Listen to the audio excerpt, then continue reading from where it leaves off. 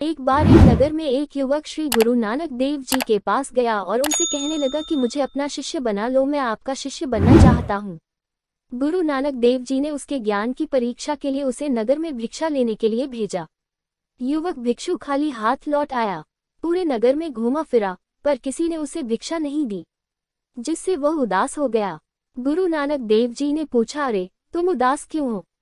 भिक्षु ने कहा, गुरुजी, किसी ने मुझे भिक्षा नहीं दी। गुरु नानक देव जी ने उसे एक चश्मा दिया और कहा, इसे लगाकर जाओ। किसी सच्चे इंसान से ही भिक्षा लेना, ये चश्मा आपको सच्चे इंसान की परख में मदद करेगा। शिष्य ने गुरु नानक देव जी का दिया चश्मा लगा लिया। उसे लगाते ही उसे हैरत हो रही थी कि उससे जो भी टकरा रहा था उसे वह इंसान की देह में सिर्फ कुत्ता, बिल्ली, सांप, जानवर ही नजर आ रहा था। कोई लड़ रहा तो कोई किसी को मार रहा है तो कोई किसी को परेशान कर रहा है। उसे एक भी सच्चा इंसान नजर नहीं आया। गुरु नानक देव जी के पास जाकर उस शिष्य ने कहा, नानक जी, इस चश्मे से तो मुझे कोई भी इंसान नहीं दिख पाया।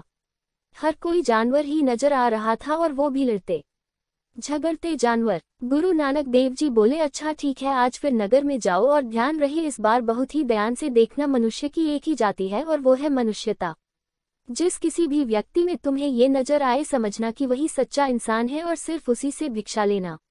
शिष्य तीसरे दिन फिर से भिक्षा लेने को निकल पड़ा और दिन भर घूमता रहा, लेकिन उसे आज भी कोई ऐसा व्यक्ति नहीं मिला जिसे देखकर ये कहा जा सकता था कि ये सच्चा इंसान है। अब क्या था कि वो निराश होने लगा और निराश होकर लौटने लगा। तभी अचानक उसे एक मोची दिखाई दिया। वो जमीन पर बैठा हुआ जूते बना रहा था। जैसे ही भिक्षु उस मोची के पास पहुंचा तो मोची उन्हें देखकर उठ खड़ा हुआ और उस शिष्य को प्रणाम करते हुए बोला, आपको देखकर ऐसा लगता है कि आप दिन भर से भूखे हैं, शायद आपने अभी तक भोजन ग्रहण नहीं किया है। अगर आपकी आज्ञा हो तो क्या मैं आपको यही पास के ढाबे पर भोजन करा सकता हूँ? निश्चित ही यह मेरा सौभाग्य होगा। दिन भर से भूखा वह शिष्य भी भोजन को मना नहीं कर पाया और तैयार हो गया। उस मोची ने भी सुबह से एक जोड़ी ही जूता बनाया था, वह उन्हें वहीं रखकर उस शिष्य के साथ चल पड़ा। चलते चलते रास्ते में वह ये भी सोच रहा था कि आज अगर यह जूता बिकेगा तो वह उसके पैसे नहीं रखेगा, बल्कि उन पैसों को साधु को ही दक्षिणा में दे देगा। भोजन करने के पश्चात जब दोनों वापस पहुंचे तो वहां से एक राजा गुजर रहा था। राजा वहां रुका और उसने उन जूतों को खरीद लिया। उस राजा को वो जूते इतने पसंद आए कि उसने खुश होकर उस मोची को उनके बदले में 1 लाख चांदी की मोहरें दे दी। लेकिन मोची भी अपनी बात पर अडिग था। उसने 1 लाख चांदी की मोहरें भिक्ष को दक्षिणा के रूप में दी। भिक्ष गुरु नानक देव जी के पास 1 लाख चांदी की मोहरें ले आया। गुरु नानक देव जी ने लेने से मना कर दिया। मोची अपनी प्रतिज्ञा पर दृढ़ था। गुरु नानक देव जी के मोहरें न लेने पर उसने उन मोहरें को राजा के राजकोष में जमा करवा दिया।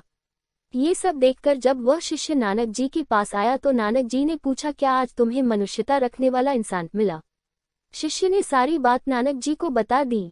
ये सुनकर नानक जी बहुत ही प्रसन्न हुए और शिष्य से बोले कि तुम शायद भी कोई भूल कर रहे हो। वह कोई सिर्फ जूते गांठने वाला इंसान नहीं था, वह एक सच्चा मनुष्यता रखने वाला भक्त है।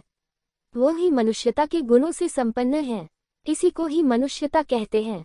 उसे सिर्फ मोची कहना ही सार्थक नहीं है, निश्चय ही वह एक प्रेम स्वरूप भक्त है। मनुष्य की अपनी कोई धर्म मजहब नहीं होता। मनुष्य केवल मनुष्य होता है। उसका धर्म मजहब मनुष्यता होती है।